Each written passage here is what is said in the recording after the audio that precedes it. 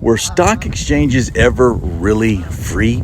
Or were they just always a big club where the state and the money crowd scratched each other's backs? Black markets are better. It's freedom on demand. The first major stock exchange grew up around the Dutch East India Company. We've talked about them in the past. That company wasn't some scrappy startup. It was state chartered, given monopoly privileges, allowed to wage war even. Long before Mussolini ever defined fascism, corporations were already welded into the government authority. Long before the term existed, long before even Mango Mussolini. What became the Amsterdam Stock Exchange formed because people who owned stock in the Dutch East India Company wanted to be able to trade their shares. That part is organic, but what were they trading? They were trading shares in a state-privileged corporation. Now let's fast forward to London and New York. The London Stock Exchange grew out of coffee houses. The New York Stock Exchange began with a private agreement under a buttonwood tree.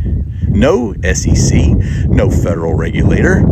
That sounds free market, and part of it is. But what were they heavily trading? Government bonds, state-chartered banks, companies deeply tied to public debt. So here's the pattern. The trading mechanism was often voluntary.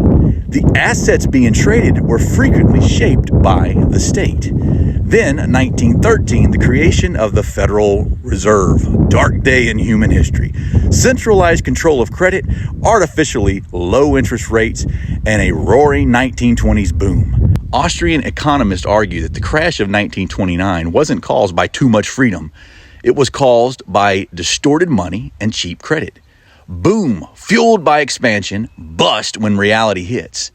And after the crash, the state, the one who caused the crash by creating the Fed, sets up the U.S. Securities and Exchange Commission.